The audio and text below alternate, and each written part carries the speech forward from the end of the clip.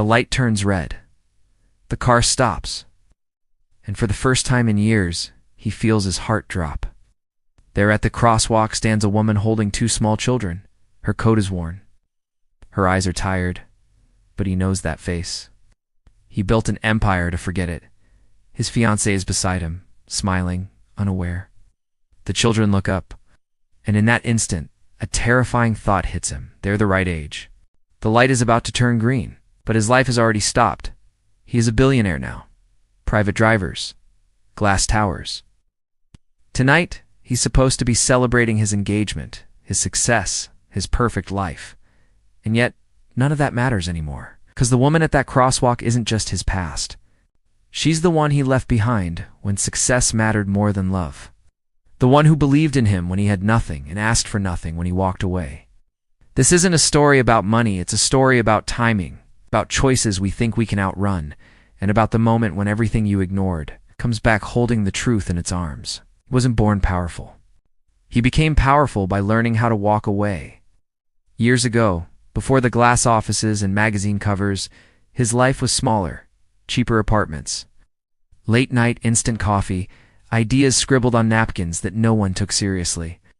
Back then, he shared everything with one person. Dreams, fears, empty bank accounts. She believed in him before investors did. She stayed up listening when everyone else laughed.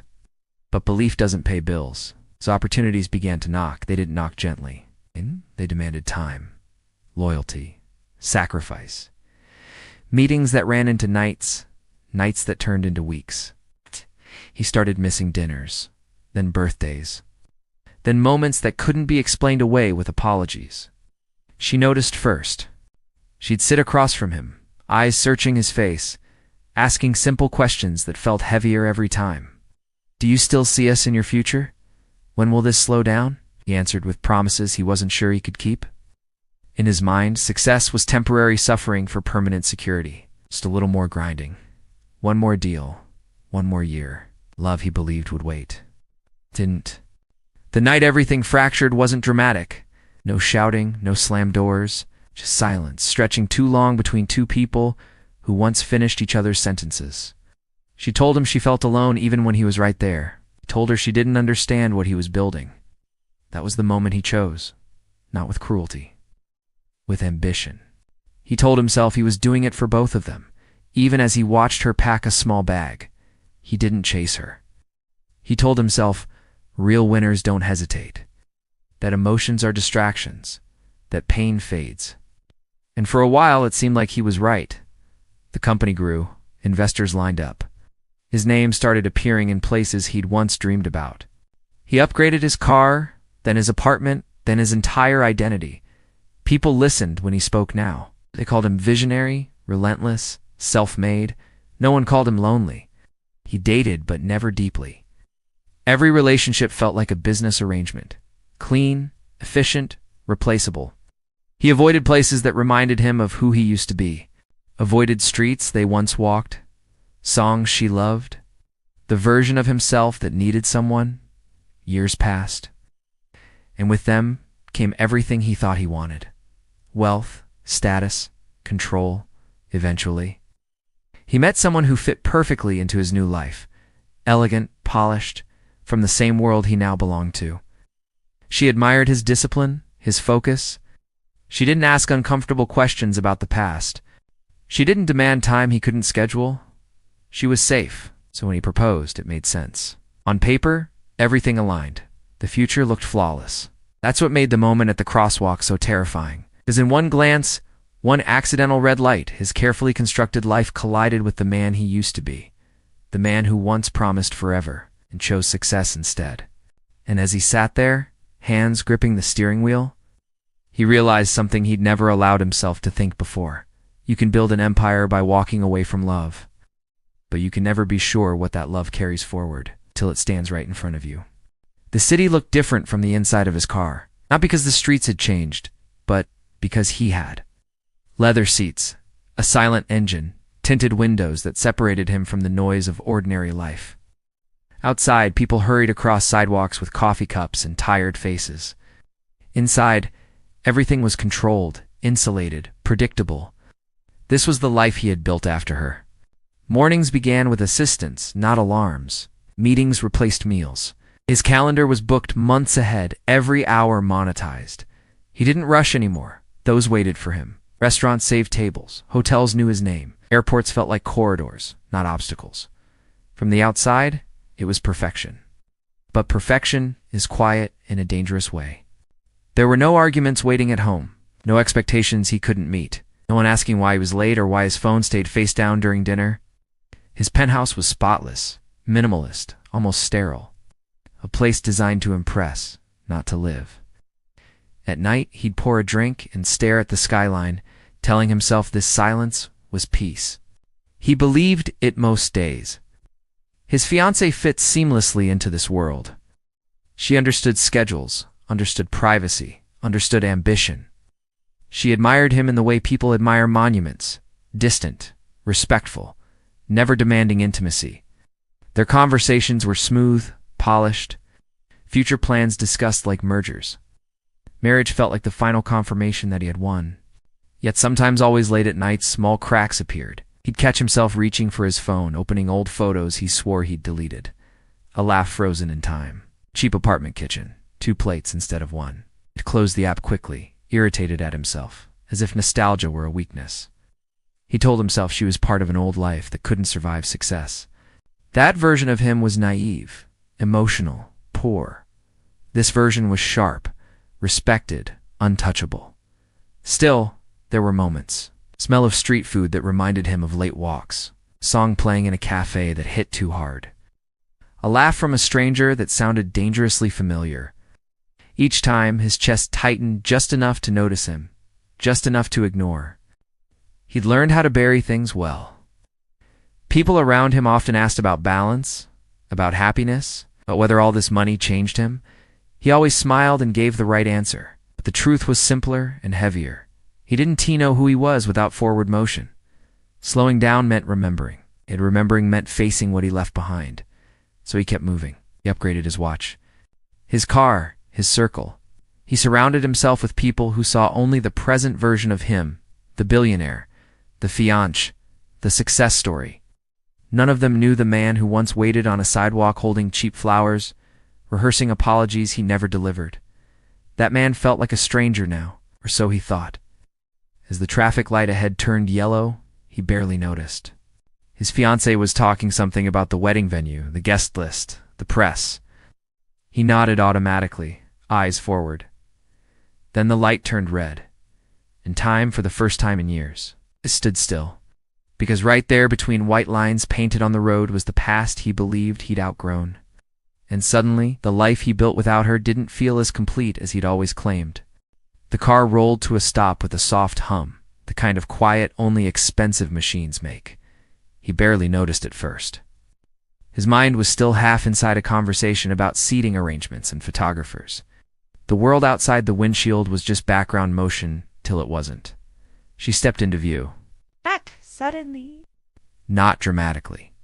Just one foot forward, then the other. As if she had always been there, and he had only just learned how to see again. His breath caught. The woman looked thinner than he remembered. Not fragile strong, but worn in the way people get when life doesn't pause for them. Her hair was pulled back without care for style. Her coat hung heavier than it should have, as if it carried more than fabric. In each hand, a small one. Twins. They were no more than 4, maybe 5. One dragged their feet, distracted by the painted lines on the road. The other looked up, curious, eyes wide and observant in a way that felt unsettlingly familiar. His fingers tightened around the steering wheel. This couldn't be coincidence, this couldn't be real. Told himself it was just someone who looked like her. The city was full of faces. Memory plays tricks. Years distort details. Leaned forward slightly, heart beginning to race, searching for the smallest difference that would let him breathe again. There wasn't one. She lifted her head. Their eyes met. The world didn't shatter. There was no cinematic gasp, no dramatic recognition.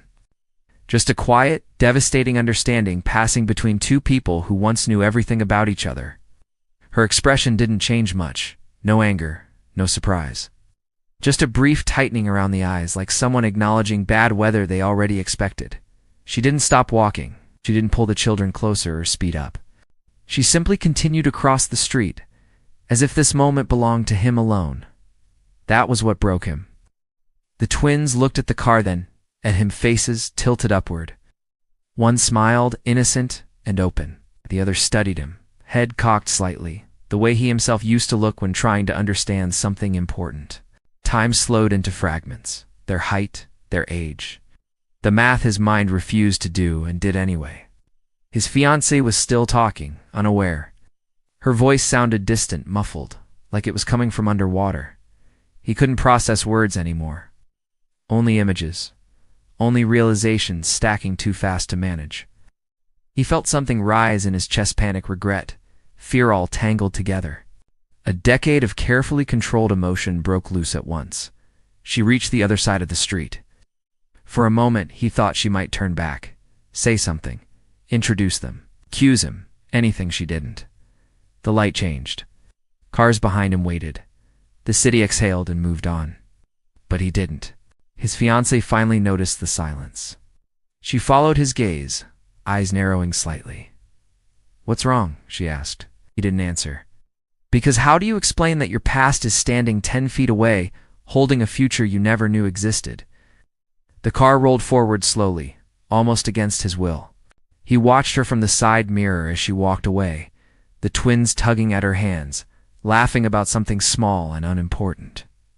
Life continued for them with a rhythm he no longer belonged to, and that was the most painful realization of all. She hadn't come back to find him. She hadn't waited. She hadn't needed him. He had been erased, not angrily, not deliberately, but completely.